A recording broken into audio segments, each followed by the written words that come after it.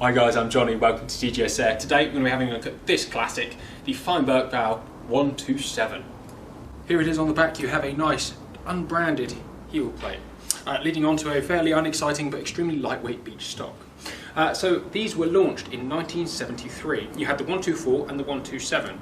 The difference really was just the power and the way the power was delivered.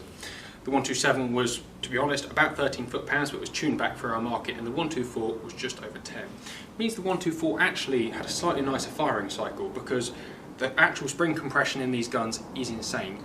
You know, where the Virox at the time had little to no spring compression, these guys had absolute tons, which made the firing cycle a little bit off. But we're getting a little bit ahead of ourselves.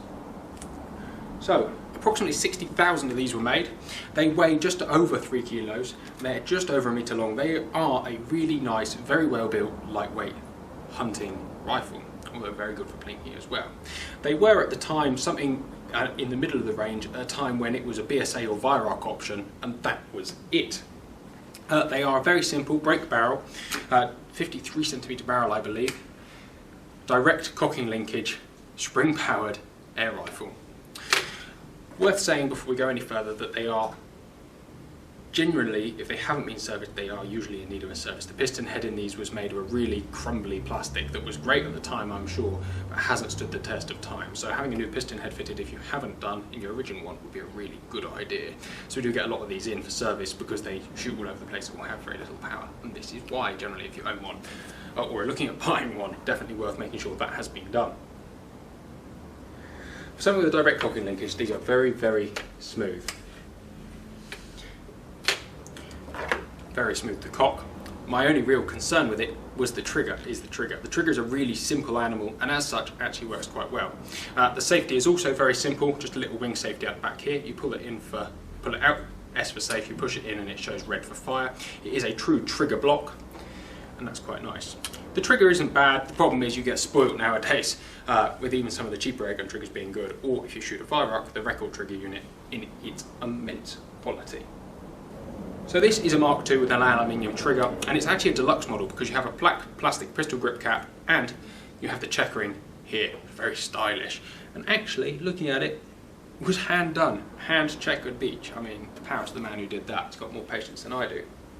The main reason these guns were popular is they were a lot lighter than the Virox, but still offered that nice German exclusivity. I wasn't around at the time, obviously, but I'm led to believe that that is true. And I can see why. You know, they're a really good quality gun. You can see the machining is there, and it is extremely, extremely pointable.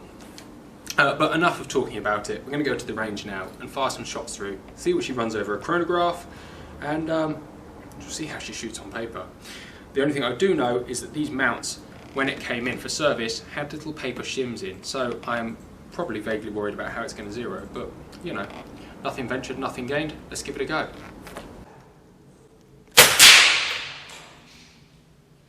I'll do her.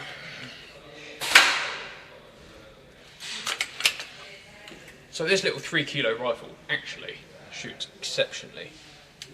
I must say I am a big fan before we even start. Just getting it zeroed and ready to go is an absolute pleasure.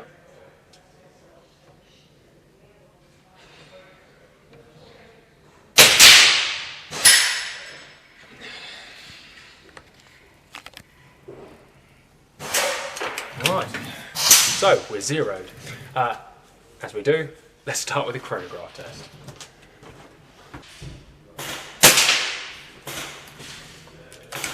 Alright, we're running at 10 foot-pounds out of a 127. That's probably why it shoots nicer than a 127 should.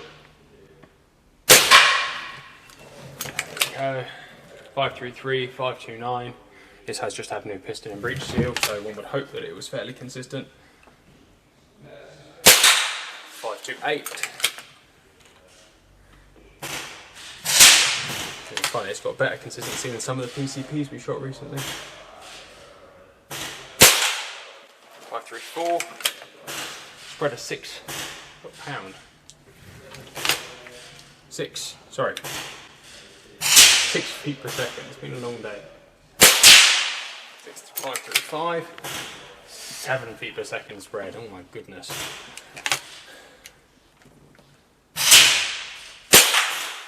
530.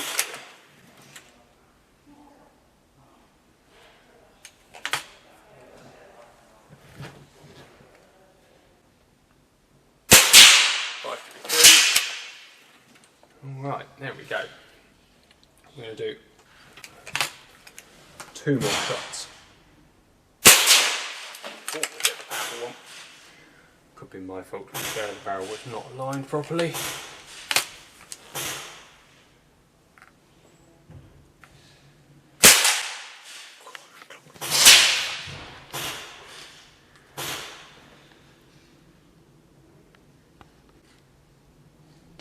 Sorry,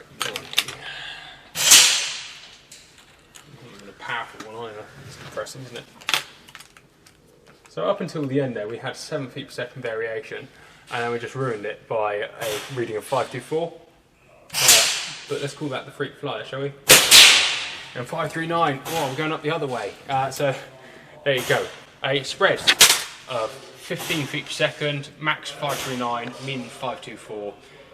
Which gives me an average of 532, which we just like to call it 10.1, 10.2 foot-pounds, probably average.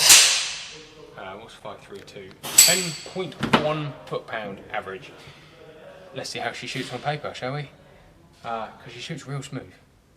Let's give it a go. This little 3 kilo beauty does wield very well. Some would say it's the opposite of unwieldy, which means it should be very wieldy.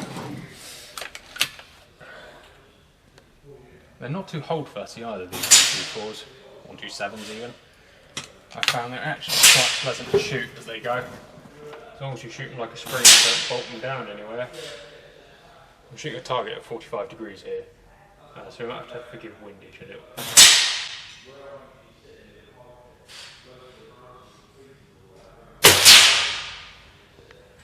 I might leave it at that. Only one shot in the middle was pretty good.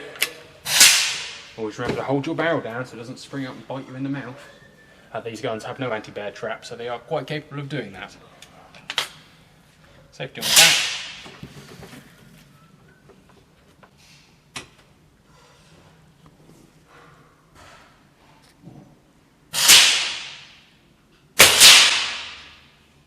Well, it was a bad pull for me, I'm afraid. The trigger was a bit stiff. But the target's 45 degrees, so it's going to be a bit worse when I actually bring it back.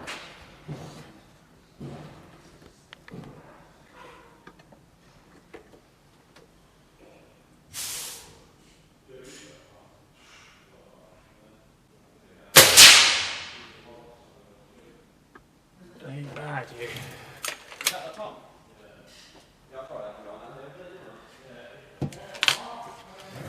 Like I said about the trigger earlier, it's not the best of triggers. It's quite crisp for what it is, but it's inconsistent at best.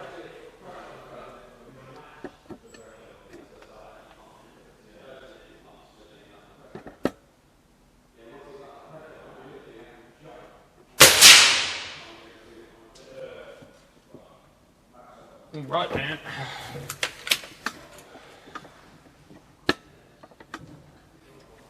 Not very much recoil. I say they have a bit of a sharp feel. It's all very short, the cycle.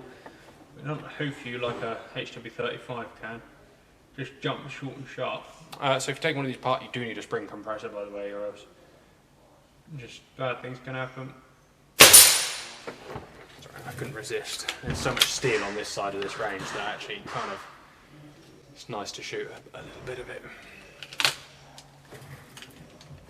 Let's try a slightly different hold position. Shoot a toys quick. Oh,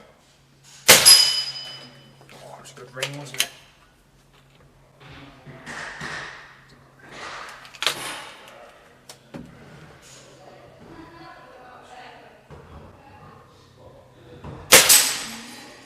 But it is spot on. It is absolutely spot on. I might take back all the things I've said about this gun, but I say it is fresh spring, fresh piston seal, fresh breech seal, fresh grease. All of that. I've just serviced it, like I said, so I'd feel really bad if it wasn't accurate. It would make me feel a little bit stupid.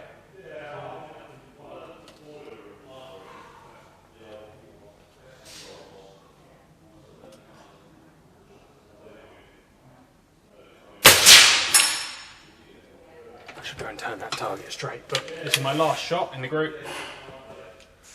Let's hope for the best, shall we?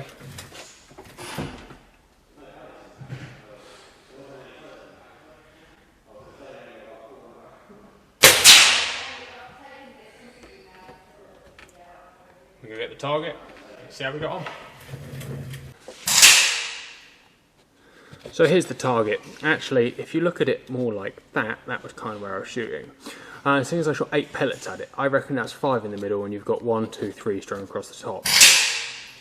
You know, that was the one I pulled. These two were more likely my shooting, but I think that's actually really not bad accuracy out of what is now a 40-something-year-old Springer, potentially. Having updated this one. Somewhere between 35 and 40 anyway. I mean, that's old. So what we're really looking for here is a general opinion. The general opinion says it went really well. You know, actually, for something, the firing cycle doesn't suit me particularly. It's short and snappy. I'm more a Theoban boy through and through. I quite like that long, drawn out lock time for some bizarre reason, but it is accurate. The trigger could do with some work, but what a classic. I mean, really, what a classic. So you can really see why these guns did as well as they did whilst they were available. They're a lot lighter than the other competition. They're a little bit more refined than all the other competition. Let's say they had a real hint of Webley about them.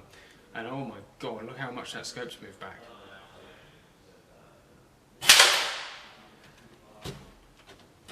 And that rifle has maintained that group whilst that scope has moved back from its position near the arrestor block. That's not bad. We're not going to shoot you another group, but I'm going to leave you on that bombshell, I suppose, of a rifle that can hold that consistent accuracy while sliding back on a rail. Well, it wasn't a complete waste of time.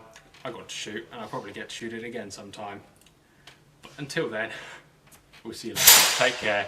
Thanks for watching.